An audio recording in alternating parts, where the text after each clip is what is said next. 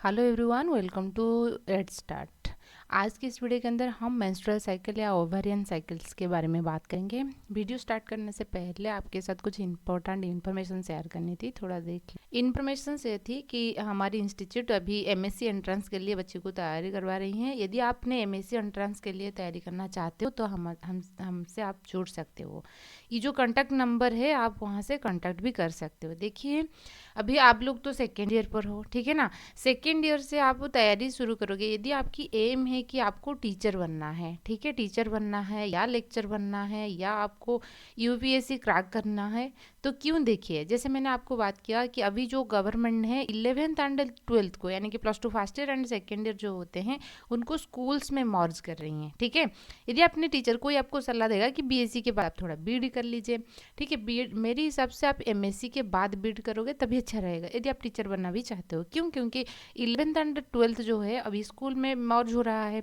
यदि आपने एमएससी आपके पास नहीं है, बीएससी बीडी है, तो आप उसमें अप्लाई नहीं कर पाओगे, ठीक है ना। इस स्कूल में आप अप्लाई नहीं कर पाओगे क्योंकि मास्टर डिग्री की ज़रूरत होता है। और अभी आप बोलोगे हाँ ठीक है, मतलब कि 6 से जैसे कि 5 से 6 तक वहाँ पे आप रह जाओगे।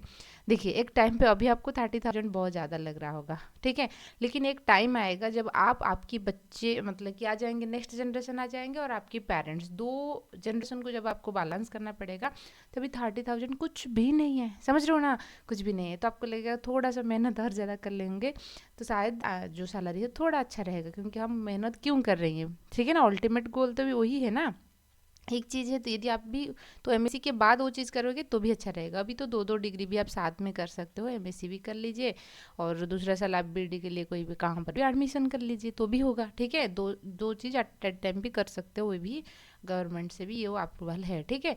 दूसरा चीज़ है क्या, यदि आपने लेक्चर बनना चाहते हो एमएससी के बाद ही आप कर सकते हो। बीएससी के बाद कोई लेक्चरशिप के लिए आप अलाउ नहीं हो पाओगे, ठीक है ना, एलिजिबल नहीं हो पाओगे। एमएससी के बाद आपको नेशनल एलिजिबिलिटी टेस्ट होता है सीएसआईआर के जो है ना, उसके कैटेगरी में यदि आप उसको क्रैक करोगे या तो आप साइंटिस्ट, उनका रैंक होता है। यदि आप हायर रैंक में रहोगे, मतलब कि टॉप रैंक में रहोगे, तो आपको जेआरएफ मिलेगा, जूनियर रिसर्च फेलो, यानी कि साइंटिस्ट आप हो सकते हो।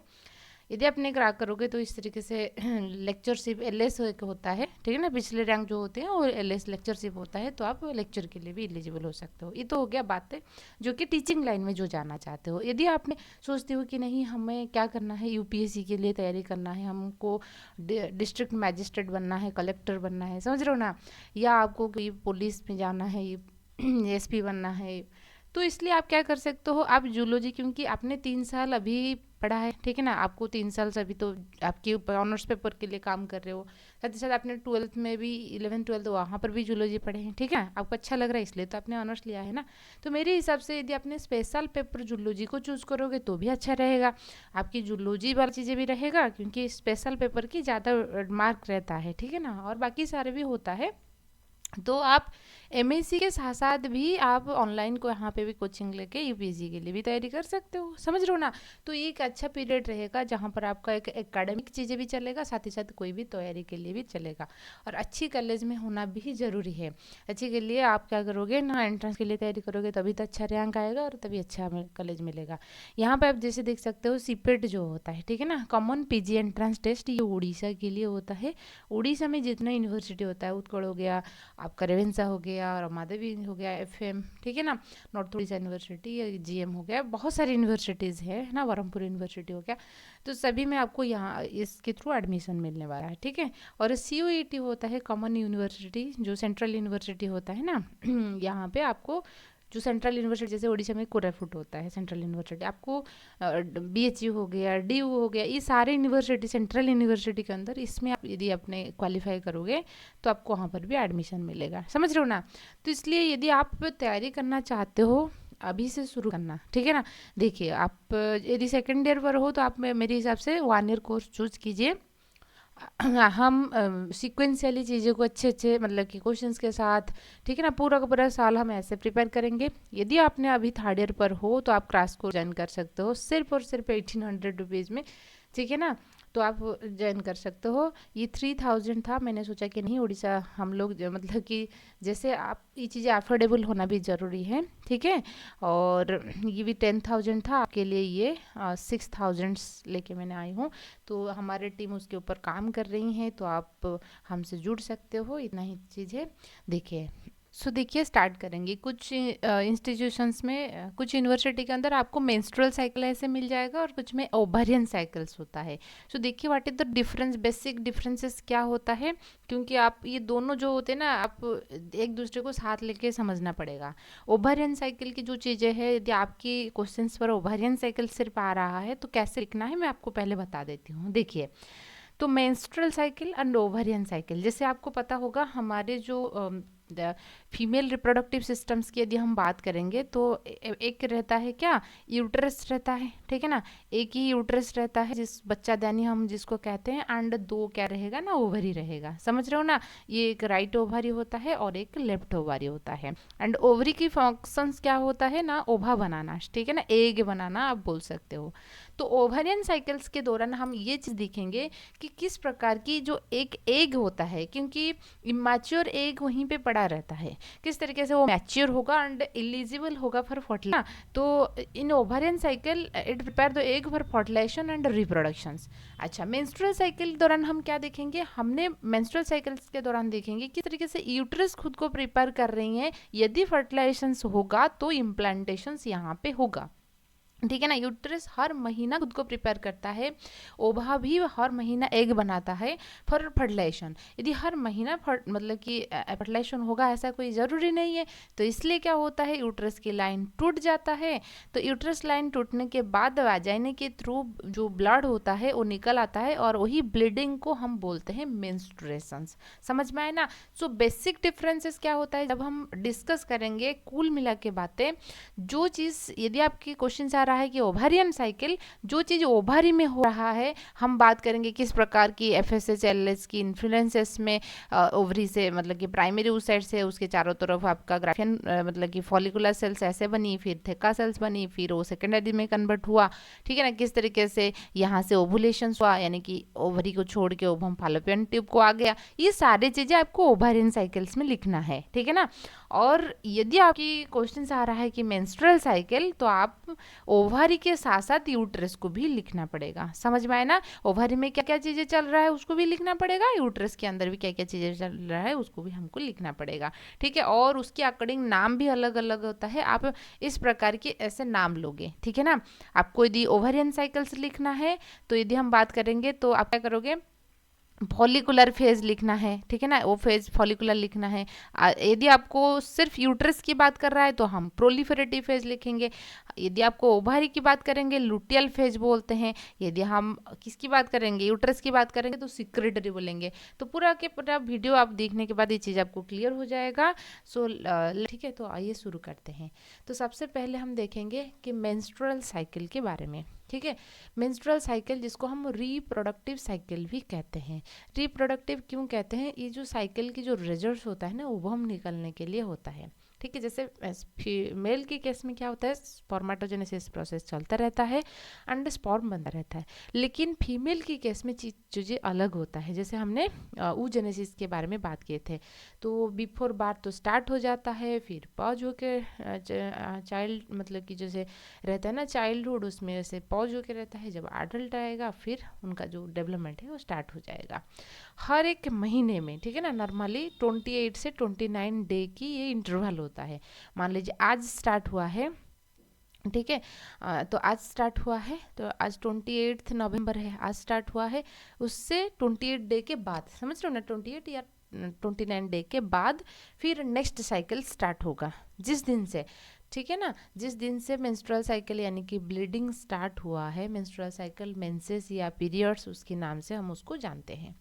तो reproductive cycle in female primate, और ये आपको ध्यान दीजिए कि इसमें देखने को मिलेगा, फीमेल के अंदर देखने को मिलेगा। क्यों, क्योंकि आपको रिजल्ट ओवम निकालनी है, ठीक है ना। ओवम जिस प्रोसेस में, इस प्रोसेस में निकलता है। यदि स्पर्म गया फर्टिलाइजेशन हो जाएगा तो अलग बात है, यदि स्पर्म नहीं गया तो फर्टिलाइजेशन तो नहीं होगा, तो ओवम जो होता है वो डिजेनरेट होता है। ओवम डिजेनरेट होने के टाइम पे जो यूट्राइन एंडोमेट्रियम टूट जाता है, ठीक है, यूट्राइन एंडोमेट्रियम टूटेगा और ये वाजाइनल थ्रू बाहर आ जाता है, उसको हम मेंस्ट्रुएशन ब्लीडिंग, है ना, उसको हम या पीरियड्स कहते हैं। और जिस दिन ब्लीडिंग स्टार्ट होता है दिस इज द डे 1 रहता है, समझ रहे हो ना। अच्छा, the cyclic changes in female body per month is called menstrual cycle. हर महीना ये चेंजेस होता है। द फर्स्ट मेंस्ट्रुएशन मतलब कि जिस दिन फर्स्ट मेंस्ट्रुएशन हुआ है उसको हम मेनार्क कहते हैं। क्लियर हुआ? क्यों? क्योंकि नॉर्मली 12-13 साल के बाद 13 ईयर, है ना, 13 ईयर के बाद जो हाइपोथैलेमस की हमने बात किए थे अपने, हाइपोथैलेमस के बारे में पढ़ा होगा। हाइपोथैलेमस से जो गोनाडोट्रोपिन रिलीजिंग हार्मोन रिलीज होता है वो आके एंटीरियर पिट्यूटरी को स्टिमुलेट करेगा। एंटीरियर पिट्यूटरी उसके बाद क्या करेगा ना, आपकी FSH LH सीक्रेट करवाएगा, ठीक है ना, एंटीरियर पिट्यूटरी। और FSH LH सीक्रेट होने के बाद वो आके ओवारी के ऊपर एक्शंस दिखाएगा जिस वजह से ओवुलेशन होता है, ठीक है। तो पहली बार जब हुआ मेंस्ट्रुअल साइकिल उसको हम बोलते हैं मेनार्क। और फीमेल के केस में क्या होता है, लाइफ लॉन्ग ये कंटिन्यू नहीं रहता है। 50 साल के बाद, मतलब कि एक मान लीजिए एक बेबी मतलब बेबी गर्ल है, ठीक है ना, तो वो ऐसे था, ठीक है ना, बेबी गर्ल है मान लीजिए इस तरीके से था। तो अब क्या होगा, उनको जब 13 साल हो जाएगा, ठीक है, 13 साल होने के बाद क्या होगा, 13 साल के बाद मेंस्ट्रुएशन स्टार्ट हो जाएगा, उसको हम मेनार्क बोलते हैं। जब ये एक मतलब कि 50 साल की 50 साल, ठीक है ना, 50 ईयर की हो जाएगा, मेंस्ट्रुअल साइकिल स्टॉप होता है, उसको हम बोलते हैं मेनोपॉज। टर्म याद रखिए, मेनोपॉज, पॉज हो जाएगा, ठीक है ना, मेनोपॉज, मेनोपॉज, मेनार्क, मेनोपॉज, ये 2 टर्म है, याद रखिए। मेंस्ट्रुअल साइकिल जो होता है रिपीट होता है हर 28 से 29 या 28 इतना दिन होता है। The cyclic event that start from one menstruation to next menstruation is called menstrual cycle। उसको हम साइकिल क्यों बोलते हैं, देखिए साइकिल क्योंकि जहाँ से स्टार्ट हुआ है फिर वही पर्टिकुलर साइकिल रिपीट हो, फिर वहीं पे आ जाएगा, फिर वही चीज़ें फिर रिपीट होगा, फिर वहाँ पे आ जाएगा, ठीक है। अच्छा, मेंस्ट्रुअल साइकिल की जो होता है, यदि मैं कुछ आपको चीज़ें बता दूंगी ताकि आपका क्लैरिटी रहेगा। मेंस्ट्रुअल साइकिल में होता क्या है, देखिए फीमेल रिप्रोडक्टिव सिस्टम्स की यदि हम बात करेंगे तो आपको क्या देखने को मिलता है, एक इस तरीके से यूटेरस होता है, बच्चादानी, जहाँ पे बच्चा रहेगा, ग्रो करेगा, ठीक है ना, उसको हम यूटेरस बोलते हैं। और ये 2 फालोपियन ट्यूब होता है, ये कि एक फालोपियन ट्यूब होता है और उससे इस तरीके से रहता है ओवरी। क्लियर हुआ? ये होता है ओवरी, एक राइट ओवरी एक लेफ्ट ओवरी, ठीक है ना, right ovary and left ovary, इस तरीके से रहता है। ये रहा सर्विक्स एंड ये रहा वाजाइना, ठीक है ना, ये वाजाइना रहा इस तरीके से। तो अब जब हम मेंस्ट्रुअल साइकिल की बात करेंगे हम देखेंगे कि कौन सी चेंजेस ओवरी में हो रहा है एंड कौन सी चेंजेस यूट्रस में हो रहा है, क्योंकि उसके अकॉर्डिंग नाम भी अलग अलग होता है। आप अच्छे से देखिए, आपको बहुत आसानी से चीज़ें समझ में आएगा, कुछ इतना बड़ा मतलब कि रॉकेट साइंस नहीं है, बहुत नॉर्मल सी बात है। देखिए, तो जैसे कि हमको पता है ओवरी के अंदर क्या है, वो मतलब कि प्राइमरी oocytes रहता है। जब बेबी गर्ल जो होता है, बेबी गर्ल बिफोर बर्थ मतलब कि फीटल कंडीशंस में उनमें oogenesis स्टार्ट हो जाता है, लेकिन उनका जो ओवम है प्री मैच्योर ओवम है ऐसा पड़ा रहता है, ठीक है ना। अच्छा, जब ये 13 साल की हो जाएगा वो लड़की, ठीक है ना, तो उनके हाइपोथैलेमस में गोनाडोट्रोपिन रिलीजिंग हार्मोन रिलीज होगा, ठीक है। कहाँ से रिलीज हो रहा है, हाइपोथैलेमस से। रिलीज होने के बाद ये एंटीरियर पिट्यूटरी को एक्शंस दिखाएगा, जहाँ से आपका क्या होगा ना, FSH एंड LH सीक्रेट होगा, FSH follicle stimulating hormone and luteinising hormone. तो यहाँ पे जो है प्राइमरी oocytes क्या रहता है, प्राइमरी oocytes, ठीक है, oocytes रहता है। तो फॉलिकल स्टिमुलेटिंग हार्मोन की इन्फ्लुएंसेस में उसकी चारों तरफ फॉलिकुलर सेल्स डेवलप हो जाएगा। नाम से ही आपको समझ में आ रहा है ना, फॉलिकल स्टिमुलेटिंग हार्मोन, ये फॉलिकल को स्टिमुलेट करेगा ग्रोथ करने के लिए, ठीक है।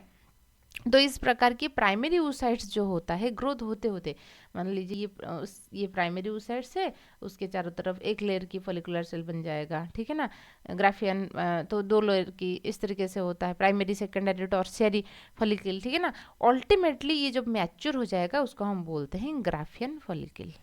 क्या बोलते हैं हम उसको, ग्राफियन फॉलिकल, यानी कि बहुत सारे सेल उसके अंदर आपकी जो है ओवम, ठीक है ना। ओवम मतलब कि मेयोसिस फास्ट की प्रोफेज फास्ट में रुका था, फिर मेयोसिस फास्ट को कंप्लीट करेगा, फिर मेयोसिस सेकंड को कंप्लीट करेगा और आपको ओवम ऐसे मिल जाएगा। अंदर में ओवम है, उसके चारों तरफ इस तरीके से सेल है और पूरा का पूरा स्ट्रक्चर को हम बोलते हैं ग्राफियन फॉलिकल। बात क्लियर हुआ ना। अच्छा, ये कैसे हो रहा है ना, हार्मोन जो होता है एफएसएच एंड एलएच की वजह से। क्लियर हुआ आपको। लड़की 13 साल की हुई, उनके बाद उनकी हाइपोथैलेमस में से गोनाडोट्रोपिन रिलीजिंग हार्मोन रिलीज हुआ। रिलीज होने के बाद एंटेरियर पिट्यूटरी के ऊपर एक्शंस दिखाया जो कि एफएसएच एलएच सीक्रेट करवाया।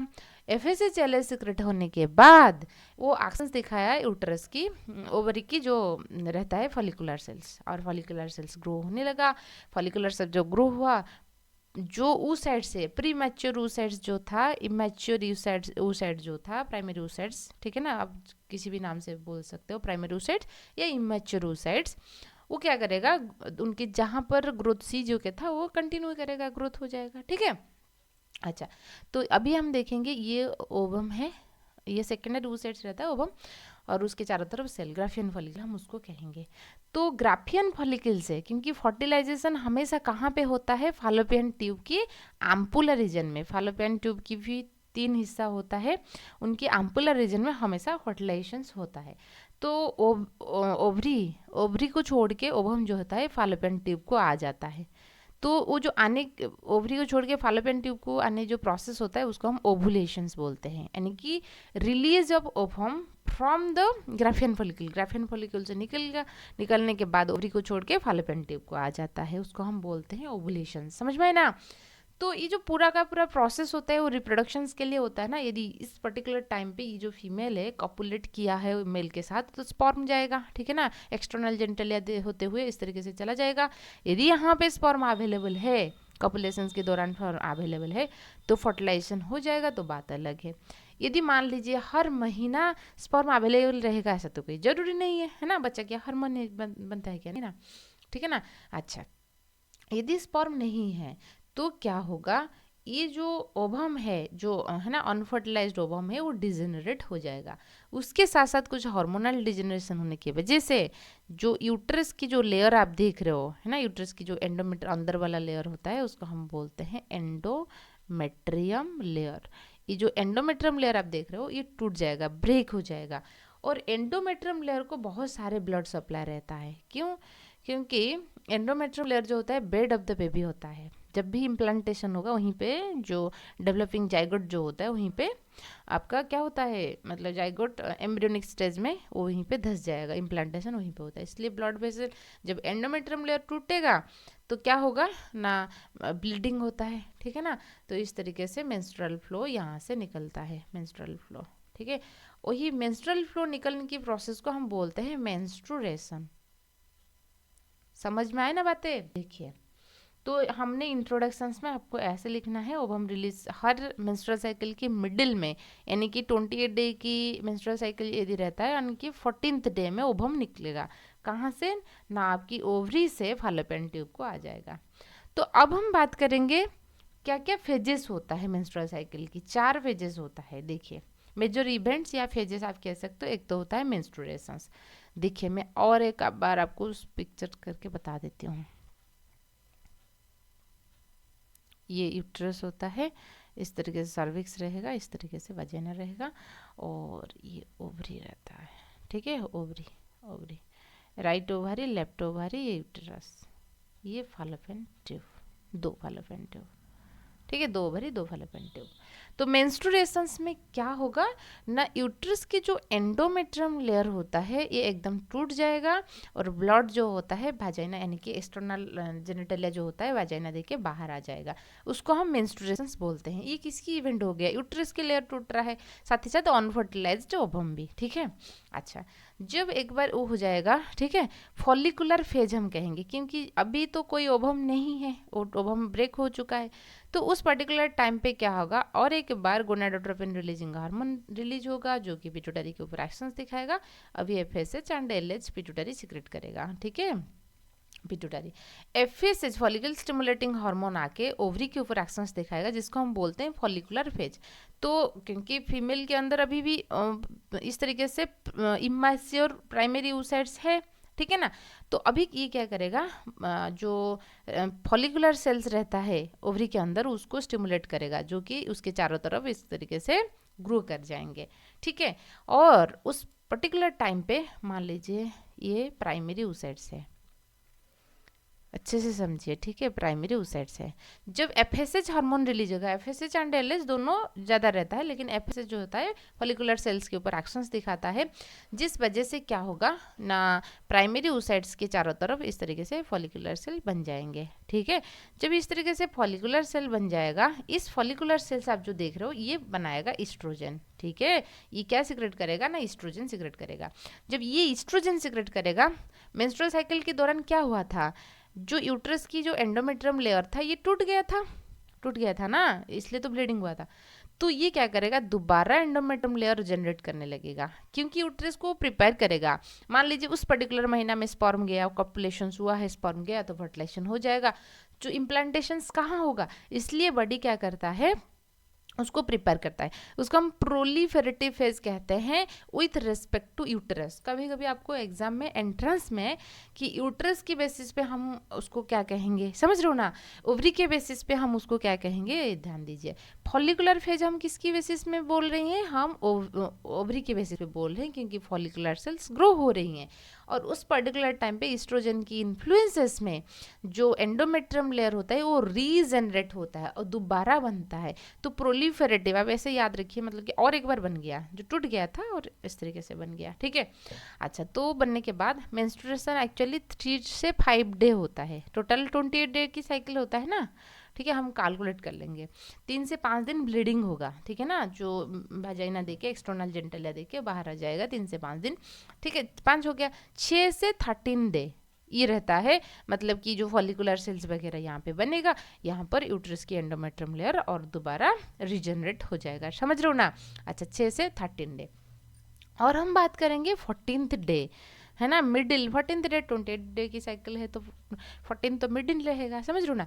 अच्छा, 14th डे में क्या होगा ना, यहाँ पे जो बहुत सारे सेल्स था उसको कुल मिला के हमने ग्राफियन फॉलिकल बोला था, ठीक है ना।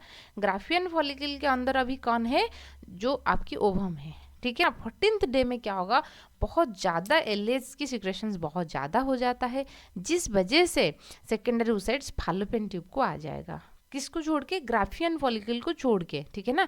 वो जो स्ट्रक्चर था, जो सेलुलर स्ट्रक्चर था, उसको छोड़ के यहाँ पे आ जाएगा फैलोपियन ट्यूब को। वो जो आने वाले प्रोसेस होता है उसको हम बोलते हैं ओवुलेशंस, और ये 14th day, middle of the menstrual cycles की मिडिल में होता है, ठीक है। अच्छा, उसके बाद ये तो हो गया 14th डे हो गया, तो उसके बाद हम बात करेंगे 15th से 27th या 28th, ठीक है ना, लास्ट डे तक। तो उसको हम लुटियल फेज और सिक्रेटरी फेज कहते हैं। देखिए क्या होता है यहाँ पे, जो अभी ये तो पूरा का पूरा ग्राफियन फॉलिकल था, ओवम जो है 14th डे में बाहर आ गया, मतलब कि फैलोपियन ट्यूब को आ गया। अभी ये जो स्ट्रक्चर है ग्राफियन फॉलिकल को हम बोलेंगे कॉर्पस लुटियम, कॉर्पस लुटियम, क्योंकि आपको कुछ येलो कलर सा नजर आएगा, इसलिए हम उसको बोलते हैं कॉर्पस लुटियम। ये जो स्ट्रक्चर है येलो, लुटिया मतलब है कि येलो, ठीक है। अच्छा, ये जो स्ट्रक्चर होता है ये क्या सिक्रेट करेगा ना, प्रोजेस्टेरॉन, अच्छे से याद रखिए, है ना, मैंने ऐसे याद रखा है, सीपी मतलब कि कॉर्पस लुटियम जो होता है प्रोजेस्टेरॉन को सिक्रेट करता है। जब तक नहीं है, यानी कि ग्राफियन फॉलिकल नहीं बना है, प्राइमरी oocyte जो होता है जब इमेच्योर स्टेज में रहता है और फॉलिकल ऐसे ग्रो करता रहता है फॉलिकुलर सेल्स, उस टाइम में वो ईस्ट्रोजन सिक्रेट कर रहा था। लेकिन जब एक बार मैच्योर हो जाएगा और जो सेकंड ओवम जो होता है वो उससे निकल के फैलोपियन ट्यूब को आ जाएगा, उसके बाद वो सिक्रेट कर रहा है प्रोजेस्टेरॉन। और ये पूछा जाता है, अच्छे से याद रखिए, कॉर्पस लुटियम जो होता है प्रोजेस्टेरॉन सिक्रेट करेगा। तो होगा क्या, देखिए आपको नोट्स तो मिल जाएगा, लेकिन आपको अच्छे से समझ में आना जरूरी है। तो कॉर्पस लुटियम जो होता है, तो आपकी क्या बनाएगा, कॉर्पस लुटियम, ठीक है, इट्रस हो गया, हाँ, कॉर्पस लुटियम एंडोमेट्रियम लेयर को, ठीक है ना, एंडोमेट्रियम लेयर जो होता है वो बहुत इंपॉर्टेंट रोल प्ले करता है, ठीक है ना, ये एंडोमेट्रियम लेयर होता है, एंडोमेट्रियम लेयर। तो होगा क्या, देखिए अब आपकी जो सेकेंडरी oocytes होता है ये फैलोपियन ट्यूब में यहाँ पे है, ठीक है ना।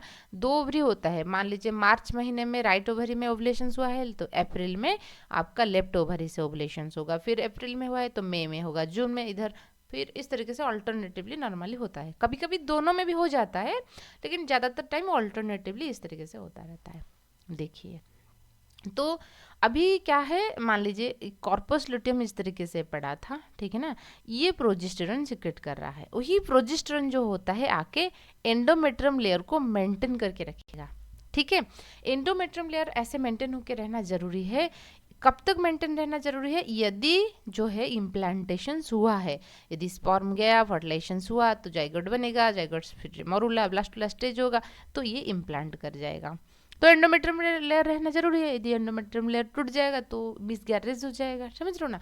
तो इसलिए कॉर्पस लुटियम इस तरीके से परसिस्ट रहेगा। कब परसिस्ट रहेगा? यदि फर्टिलाइजेशन हुआ, समझ रहे हो ना, यदि फर्टिलाइजेशन हुआ। हर महीना फर्टिलाइजेशन होगा ऐसा तो कोई मतलब कि जरूरी नहीं है। तो इस केस में यदि no fertilisation, if no fertilisation नहीं हुआ है, तो कॉर्पस लुटियम क्या हो जाएगा? टूट जाएगा, ब्रेक हो जाएगा कॉर्पस लुटियम। ब्रेक, ये जो येलो येलो कलर था अभी ये टूट जाएगा। टूटने के बाद ये क्या करेगा? इस तरीके से white colour scar mark, white colour की मतलब कि ब्रेक हो जाएगा, है ना। इसको हम बोलते हैं कॉर्पस अल्बिकांस। अल्बिकांस, देखिए लुटिया का मतलब येलो था तो येलो कलर था, अल्बिकन अल्बिनो का मतलब है कि व्हाइट कलर। यदि कॉर्पस लुटियम ही नहीं है, क्या प्रोजेस्टेरॉन बनेगा? नो प्रोजेस्टेरॉन, प्रोजेस्टेरॉन नहीं बनेगा। यदि प्रोजेस्टेरॉन नहीं बनेगा तो एंडोमेट्रियम लेयर को कौन पकड़ के रखेगा? तो फिर दोबारा क्या होगा? एंडोमेट्रियम लेयर आपका टूट जाएगा, ठीक है, समझ में आए ना। तो एंडोमेट्रियम लेयर जब टूटेगा वही तो होता है ब्लीडिंग, ठीक है ना, वही तो होता है मेंस्ट्रुअल साइकिल। तो हम देख लेंगे हर एक फेजेस के बारे में। जैसे हमने देखा कि इस तरीके से 4 फेजेस रहता है, उसको कॉर्पस लुटियम, है ना, इसलिए ओवरी के अंदर कॉर्पस लुटियम रहता है इसलिए लुटियल फेज कहते हैं। और यहाँ पे सिक्रेशंस हो रहा है जो, है ना, क्योंकि यहाँ पे इम्प्लांटेशन करने के लिए एंडोमेट्रियम लेयर, तो इसलिए उसको सिक्रेटरी फेज कहते हैं विद रिस्पेक्ट टू यूटेरस। तो सबसे पहले हम मेंस्ट्रुएशन फेज के बारे में बात करेंगे। देखिए, जैसे हमने बात किया कि मेंस्ट्रुएशन होता क्या है, यूट्रस की एंडोमेट्रियम लेयर टूटने की वजह से, ठीक है ना, एक्सटर्नल जेनिटल यानी कि वाजाइना देके जो ब्लड बाहर आता है ना, जो कि कितना दिन के लिए होता है? 3 से 5 दिन के लिए होता है, ठीक है, उसको हम मेंस्ट्रुएशन फेज कहेंगे। तो मेंस्ट्रुअल फेज में क्या होगा ना, अनफर्टिलाइज्ड ओवम बाहर आएगा, ब्लड आएगा, उसके साथ साथ म्यूकस आएगा, एंड एंडोमेट्रियम पार्ट जो लेयर होता है उसका इरोडेड सब्सटेंसेस आएगा, एंडोमेट्रियम लेयर भी बाहर आ जाएगा, ठीक है, ब्रेक होके। तो मेंस्ट्रुएशन ओनली यदि फर्टिलाइजेशन नहीं हुआ है तो मेंस्ट्रुअल फेज कंटिन्यू करेगा। यदि फर्टिलाइजेशन हुआ है, मेंस्ट्रुअल मतलब कि मेंस्ट्रुएशन जो होता है, ब्लीडिंग या पीरियड्स हम जिसको कहते हैं, वो कंटिन्यू नहीं होगा, ठीक है। सो तो उस टाइम पे क्या होता है ना, ये हो गया। उस टाइम पे level of FSH and LH उसी टाइम पे पिट्यूटरी से बनने लगेगा। क्यों? क्योंकि बॉडी को फिर दोबारा नेक्स्ट साइकिल के लिए तैयारी करनी है। ओवम तो नहीं है तो ये मतलब कोशिश करेगा कि दोबारा ओवरी से ओवम बनाने के लिए। तो ओवरी से एफएसएच एंड जो आपकी पिट्यूटरी होता है, यहाँ पे एफएसएच एल सीक्रेट होगा, ओवरी के ऊपर एक्शंस दिखाएगा। नेक्स्ट स्टेप होता है फॉलिकुलर फेज। फॉलिकुलर फेज को हमने प्रोलिफरेटिव फेज बताया था। 3 से 5 दिन ब्लीडिंग हो गया, होने के बाद क्या होगा, सारे के सारे एंडोमेट्रियम लेयर टूट गया है। तो इसलिए क्या होता है, 3 से 5 दिन के बाद, है ना, जो फॉलिकुलर फेज में एफएसएच के इन्फ्लुएंसेस में फॉलिकुलर सेल्स जो होता है ओवरी के अंदर, वो मतलब कि प्राइमरी oocytes के चारों तरफ इस तरीके से अरेंज होने लगेंगे, ठीक है ना। तो उसको हम फॉलिकुलर फेज कहते हैं विथ रिस्पेक्ट टू ओवरी। तो वही जो सेल्स होते हैं, जो सेल बन गया ये आपका एस्ट्रोजन सीक्रेट करेंगे, वो जाके यूट्रस में एंडोमेट्रियम लेयर को बनाना स्टार्ट करेगा, उसको हम प्रोलिफरेटिव स्टेज कहते हैं। इस फेज में भी एफएसएच एंड एलएच की सिक्रेशन जो होता है ज़्यादा रहता है, एंड यहाँ पे एस्ट्रोजन सिक्रेशन भी स्टार्ट हो गया। क्लियर हुआ बातें? आपको कौन सी फेज में कौन सी हार्मोन सीक्रेट हो रहा है उसके बारे में भी क्वेश्चन आएगा, समझ रहे हो ना, तो इसलिए ध्यान दीजिएगा, ठीक है। एस्ट्रोजन अभी सीक्रेट हो गया। फिर उसके बाद हम बात करेंगे ओवुलेशंस के बारे में। ओवुलेशंस क्या हुआ ना, हमने जैसे देखा कि ये ओवरी है, ये आपका मान लीजिए फॉलोपियन ट्यूब है, ठीक है। तो यहाँ पे प्राइमरी उस साइड्स जो अभी तो ये मैच्योर हो चुका है, उसके चारों तरफ इस तरीके से ग्राफियन फॉलिकल है, यानी कि सेल की बहुत सारा लेयर है। अब ये क्या करेगा, ग्राफियन फेलिकल को छोड़ के इधर आ जाएगा, ठीक है ना, अभी यहाँ पे ओवम आ जाएगा। उस प्रोसेस को हम ओवुलेशन बोलते हैं। ये 14th डे में होता है। देखिए, और एक कैलकुलेशंस भी आप याद रखिए, ऐसा तो हमेशा ज़रूरी नहीं है कि एक जो फीमेल होता है तो हर 28 डे के बाद ही उनकी पीरियड्स होगा, समझ रहे हो ना। कुछ फीमेल होता है 30 डे की साइकिल होता है, किसका तो 35 डे में रिपीट होता है वो साइकिल, ठीक है ना। तो उनके केस में ओवुलेशंस कब होगा, कब होगा, मान लीजिए 35 डे की हो रहा है, ठीक है। उससे आप क्या करोगे, उससे मतलब कि कौन सी डे उनकी ओवुलेशन हो रहा होगा, उनसे 14th डे आप माइनस कर लीजिए, ठीक है ना। जिस दिन मान लीजिए 20 डे की साइकिल्स था तो बीच में हो रहा था, 14th डे के बाद हो रहा है, तो आप इस तरीके से कैलकुलेट कीजिए, 35 से 14 माइनस कीजिए, जितना रहेगा उस दिन उनका क्या हो रहा है, ओवुलेशन हो रहा है। क्योंकि जब कोई भी कपल है, ठीक है, यदि वो प्रेगनेंसी प्रोसेस नहीं हो रहा है, डॉक्टर उनको क्या सलाह देंगे, जब ओवम रिलीज हो रहा है उस टाइम पे स्पर्म जाएगा तभी तो फर्टिलाइजेशन होगा ना। और इधर उधर कुछ भी डे पे फर्टिलाइजेशन कैसे होगा, ओवम स्पर्म तो जाएगा, लेकिन ओवम तो नहीं है, फर्टिलाइजेशन कैसे होगा। तो इसलिए डॉक्टर क्या करते हैं, सलाह देते हैं कि 14th डे है ना, 14th 15th 13th इस डे में क्या होगा, कपुलेशन करने के लिए, ताकि यदि प्रेगनेंसी मतलब कि कपल जो होते हैं वो इंटरेस्टेड है फिर बच्चा पैदा करने के लिए, तो उस टाइम पे वो सलाह देंगे। तो इसलिए कैसे कैलकुलेट करेंगे, ठीक है ना, कैसे कैलकुलेट करेंगे कि मान लीजिए हर एक फीमेल की 28 डे में होगा, ऐसा तो कोई जरूरी नहीं है, ठीक है ना। इस तरीके से है तो वो इस तरीके से सलाह देंगे उनको, समझ रहे हो ना। मिडिल ऑफ द साइकिल ये इस तरह, rapid secretion of LH during mid cycle called LH surge. तो क्या होता है, ओबुलेशन के दिन में क्या होगा, सबसे ज़्यादा जो हार्मोन रहता है ल्यूटेनाइजिंग हार्मोन रहता है, जिस वजह से ग्राफियन फॉलिकल से ओवम जो है निकल के बाद हम बात करेंगे लुटियल फेज, ठीक है। लुटियल फेज को हम सिक्रेटोरी फेज भी कहते हैं, ठीक है, सिक्रेटोरी फेज भी कहते हैं। यहाँ पे क्या होगा, जो ग्राफियन फॉलिकल पड़ा था ओवरी के अंदर, तो ग्राफियन फॉलिकल अभी क्या करेगा, प्रोजेस्टेरोन सिक्रेट करने लगेगा, ठीक है, प्रोजेस्टेरोन। और जब वो प्रोजेस्टेरोन सिक्रेट हो जाएगा, ठीक है, प्रोजेस्टेरोन जाके यूट्रस की एंडोमेट्रियम लेयर को मेंटेन करके रखता है, और एंडोमेट्रियम लेयर से कुछ सिक्रेशन स्टार्ट हो जाता है, ताकि बॉडी मतलब कि पूरा का पूरा प्रिपेयर रहता है, यदि स्पर्म जाएगा फर्टिलाइजेशन होगा, एंड फर्टिलाइजेशन होने के बाद जो इम्प्लांटेशन है एंडोमेट्रियम लेयर के साथ हो जाएगा। तो इसलिए विथ रेस्पेक्ट टू यूटेरस, है ना, यूटेरस की रेस्पेक्ट में हम क्या बोल रहे हैं, secretory phase. With respect to ovary हम बोल रहे हैं लुटियल फेज। क्यों, क्योंकि कॉर्पस लुटियम बन रहा है और ये प्रोजेस्टेरोन सिक्रेट कर रहा है, ठीक है। ये तो बात हो गई, ठीक है। हमेशा याद रखिए, जो ओवम 14th डे में रिलीज होगा उसके बाद ये 24 आवर एक्टिव रहता है। यदि उस पर्टिकुलर टाइम पीरियड में स्पर्म गया तो फर्टिलाइजेशन होगा, उसके बाद स्पर्म गया तो ओवम जो होता है इनएक्टिव हो जाता है, तो फर्टिलाइजेशन एकदम बाई चांस प्रोसेस होता है, ठीक है ना। अच्छा, तो क्या होगा देखिए, तो फर्टिलाइजेशन यदि स्पर्म गया फर्टिलाइजेशन हुआ तो अलग बात है, जो कॉर्पस लुटियम है इस तरीके से मेंटेन रहेगा 3 महीने तक, ठीक है। यदि मान लीजिए स्पर्म नहीं गया तो फर्टिलाइजेशन नहीं होगा, कॉर्पस लुटियम जो होता है टूट जाएगा, ब्रेक हो जाएगा, इसको हम कॉर्पस आल्बिकन्स कहते हैं। यदि कॉर्पस लुटियम नहीं है तो प्रोजेस्टेरोन नहीं बनेगा, यदि प्रोजेस्टेरोन नहीं बनेगा एंडोमेट्रियम लेयर ब्रेक हो जाएगा, ठीक है, जिसको हम सेकेंड साइकिल की फेज बोलते हैं, ठीक है ना, मेंस्ट्रुअल फेज फिर एकदम स्टार्ट हो जाएगा। तो अब देखेंगे कंक्लूजन आप कैसे ड्रॉ करोगे। साइक्लिक मेंस्ट्रुअल यदि कोई एक फीमेल है, उनकी हर 28 डे के बाद यानी कि अप्रोप्रिएट टाइम पे हो रहा है, इसका मतलब है कि नॉर्मल रिप्रोडक्टिव फेज है। कुछ फीमेल के मान लीजिए डिले हो रहा है, मतलब कि 40 डे 45 डे, ये भी बहुत मतलब कि हेल्दी रिप्रोडक्टिव लाइफ नहीं है, तो हो सकता है कि उनमें ठीक ना ओबेसिटी की शिकार हो सकते हैं, तो सिस्ट, ठीक है ना, पीसीओडी प्रॉब्लम हो सकता है, बहुत सारे की थायराइड हार्मोन की प्रॉब्लम होने की वजह से होता है, स्ट्रेस में मान लीजिए रहेगा तो भी होने के चांसेस रहता है, पोर डाइट, खाना पीने के अच्छे से नहीं मिल रहा है तो भी वो डिले होने की चांसेस रहता है, मतलब बहुत सारे मेडिकल केस भी होता है, एनवायरमेंटल फैक्टर भी रहता है, समझ रहे हो ना। और यदि मान लीजिए कोई फीमेल की एक्सटेंसिव डेज के लिए मेंस्ट्रुएशन नहीं हो रहा है, वो भी इंडिकेट कर रहा है कि प्रेगनेंसी हो सकता है, ठीक है। तो ये आप कंक्लूजन में लिख सकते हो। तो आई होप आपको चीज़ें अच्छे से समझ में आएगा, ठीक है। ये आपका यूट्रस है, तो यहाँ पे देखिए 1 से 3 दिन ब्लीडिंग हुआ, ब्लीडिंग पे चला गया, तो एंडोमेट्रियम लेयर यहाँ पे इतना लेस है। तो यहाँ पे आप देख सकते हो कैसे ग्रेजुअली जब यहाँ पे ब्लीडिंग हो रहा था एंडोमेट्रियम लेयर टूटने के टाइम पे, यहाँ पे एफएसएच के इन्फ्लुएंसेस में जो प्राइमरी oocytes है उसके चारों तरफ सेल बनना स्टार्ट हुआ, प्राइमरी सेकेंडरी टर्शियरी, इस तरीके से ये ग्रो हो गया। 14th डे में आप जैसे देख सकते हो जो ओबम है ग्राफियन फॉलिकल को छोड़ के बाहर आ गया। ठीक है, 14th डे के बाद ये ग्राफियन फॉलिकल कन्वर्ट हो गया कॉर्पस लुटियम को। ये कहाँ हो रहा है? ओवरी के अंदर। समझ में आया ना? ठीक है, ये ओवरी के अंदर चीजें हो रहा है। कर्पस लुटियम को हो गया। कर्पस लुटियम मैंने बताया था येलो ही कलर है ना, येलो कलर हो गया कर्पस लुटियम। ये आपका मेंटेन करके रखेगा किसको? ये होता है एंडोमेट्रियम लेयर। ऑरेंज कलर में जो देख रहे हो ये एंडोमेट्रियम लेयर होता है।